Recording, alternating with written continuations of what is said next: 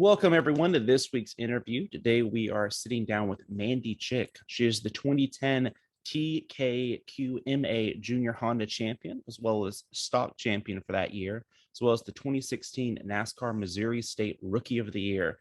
Mandy, how are you doing today? I'm great. Thank you. How are you? I'm doing great myself.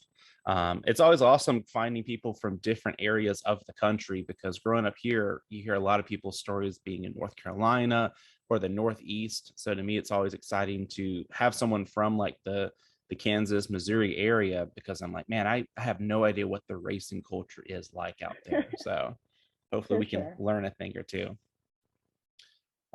So for you, is there a moment you can pinpoint when you decided that you wanted to pursue a career in motorsports?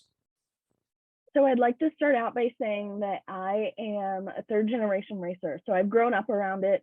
It's been pretty much my whole life. And um, when we really started having success in the quarter midgets when I was young, that's when I wanted to. Of course, every kid's dream is to be a race car driver, right? NASCAR driver. But I really started like seeing that as my life in reality because I missed a lot of school. I put a lot of hard work and dedication into my racing, and we really started hitting on good success. And then we started moving up through the ranks through dirt modifieds and then asphalt late models. So I feel like at a very young age it was my dream, but it very quickly became a reality, and something that I knew I could achieve.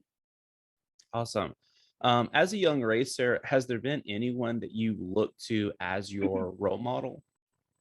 Yeah, for me, I always say that my dad and grandpa are some of the biggest role models in my life just because they show me how to stay true to their roots and their values, but work really hard for the things that they want to achieve. My dad is a fire chief in Kansas City, and he put a lot of hard work into that.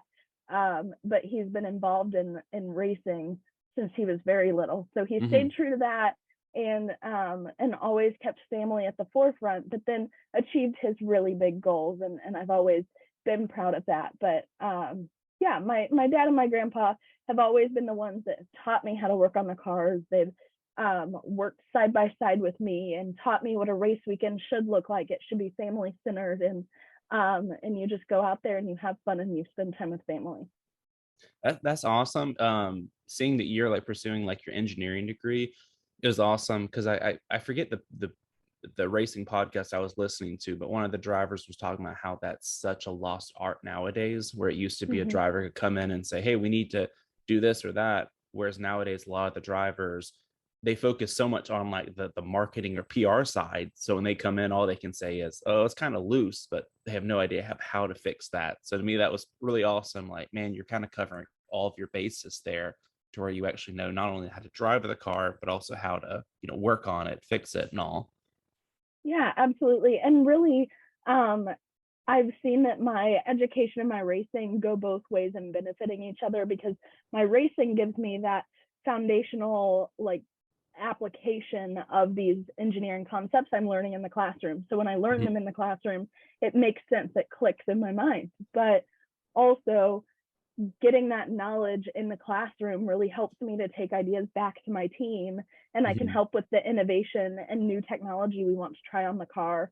It really kind of benefits each other both ways, but I do think that having an engineering background has helped me give more consistent and detailed feedback for my team on race weekends, and we've been able to make changes and solve problems early on because I can use that engineering background to Mhm. figure all of that out. So yeah, it's been a huge benefit for me. Awesome. So for better or worse, racing fans are some of the most vocal fans out there. For you, have you learned or like do you have a method of how you deal with the negativity? Yeah. So for me, I've always been of the mindset that people are always going to have something to say. Hmm. And of course, as you know, we're breaking into the ARCA series, there's um, a lot more exposure, which means there is some negativity there that I'm Hmm. exposed to. But really, I have to keep my eye on the prize, and that is that we're out here achieving our goals in our first season, and Hmm. it's going well. And everyone who is saying negative things, they don't always have all of the perspective of the Yeah. situation. And so just making sure that I don't typically fuel the fire. There are some days that I'd like to, but Hmm. I don't typically fuel the fire. I just leave those comments be. But my fans are some of the most loyal, and I've Hmm. seen that they'll hop on and they'll defend me. And I in no way ask for that, but it is kind of them. Hmm. But my message to young individuals has always been just be true to yourself and believe in yourself and don't let anyone knock you down. And so in giving that message to young individuals, I'm trying to stay true to that as well. Yeah. I feel like that's an awesome example. I think too, a Mhm. lot of times the people out there who hate the drivers the most, like you said, they don't even have like all the info, or like I joke with people all the time that like my dad, he cannot stand Joey Logano. And if you ask him, he'll just sit there and say, well, he smiles too much. So at the end of the year, like, well, so he's just too happy of a guy. Right, right. Mhm. It's been interesting for sure, especially with the Fox Sports One tweet this past Mhm. weekend. But really, I've been able to maintain that I just have to stay true to myself, and I'm out here achieving my goals and dreams. And Mhm. what more could I want than that? You know, it's been a really great weekend, and the positivity definitely outweighs the negativity. Mhm. Speaking of dreams, recently you made a start in the ARCA race at Kansas Speedway, which you called, a childhood dream come true. What was it like getting to compete in that race? Yeah, like you said, it was a childhood dream come true. I would drive by the speedway almost every week of my childhood, and it was like, I'm gonna race there one day. And so that came true this past weekend, and it was an emotional day for my family and my team. But we were able to stay business focused because of course when we're at the racetrack we have a job to do. Hmm. But it was like all of the pieces aligned and came together. That's what it felt like, and it really felt like I belonged at the track. I had all of my fans and my friends and family, and it was just a really great weekend for me. And that is our home track. We're 20 minutes from there. Our race shop is 20 minutes from there. So that was just a very special opportunity for us, and I'm really looking forward to going back in September.